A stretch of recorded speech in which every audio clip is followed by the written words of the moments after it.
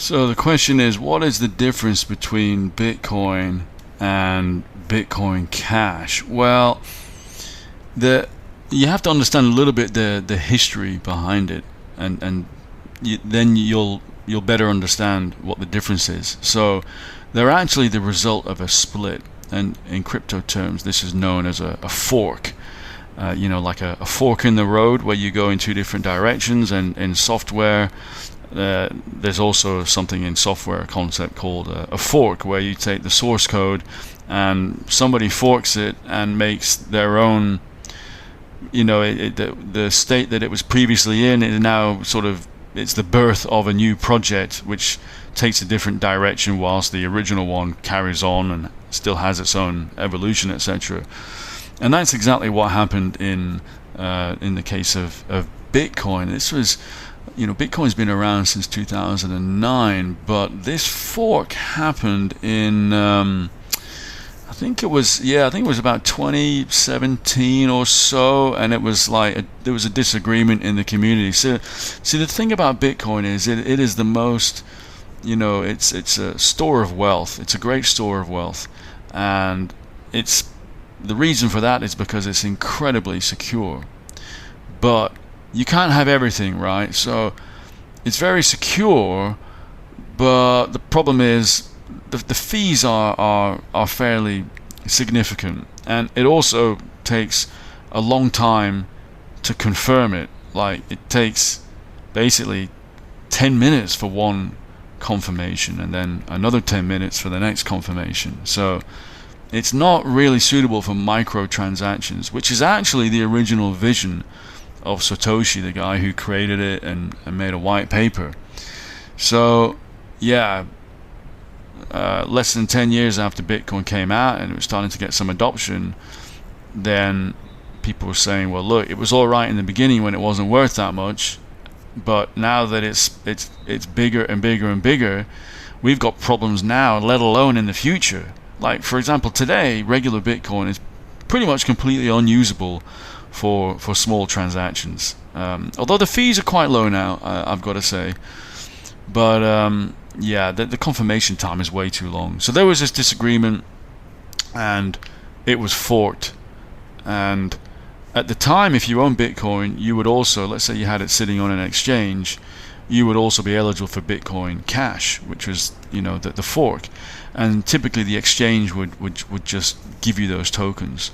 So there was a period early on where a lot of people had both tokens, and gradually Bitcoin Cash reduced in value, and regular Bitcoin, as you know, the rest is history, it continued to increase in value. So Bitcoin Cash, otherwise known as BCH, there are still BCH maxis out there who say it's the only real Bitcoin.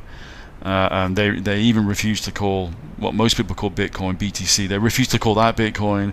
Bitcoin Cash, they just call that Bitcoin. So there's a bit of ideology involved. But yeah, in short, Bitcoin Cash, as you can guess from the name, is more for microtransactions. It's more practical. It's designed to be used and not just hold as an investment. It is less secure though. It's less decentralized.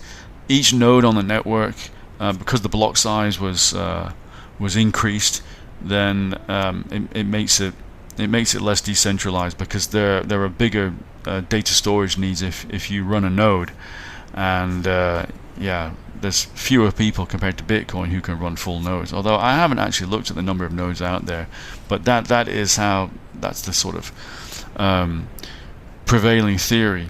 So yeah, BCH has fans, but to be honest, there are other coins out there that some would argue are better for microtransacting, such as XRP is a good one for microtransacting.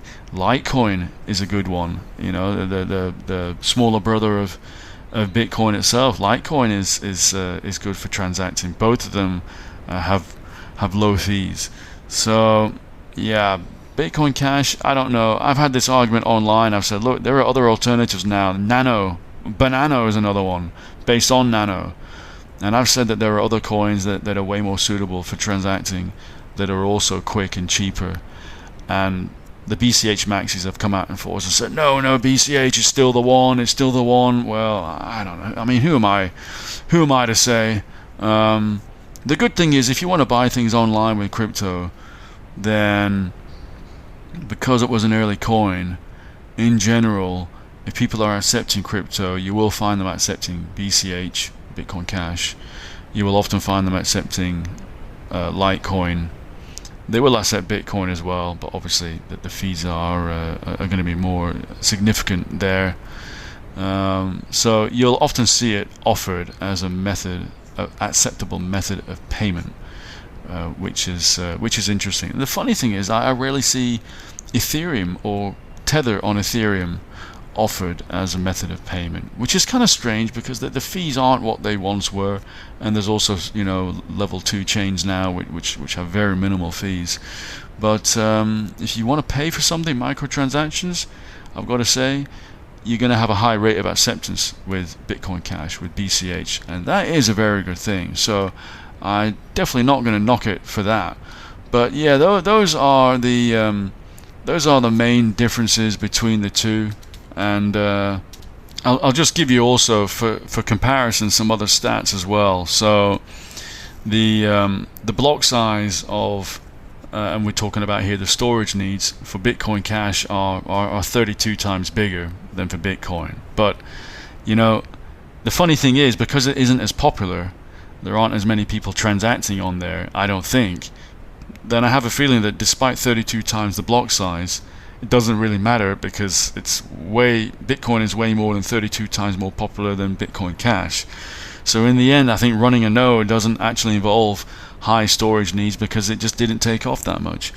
It supports way more transactions per second, about 20 times greater throughput.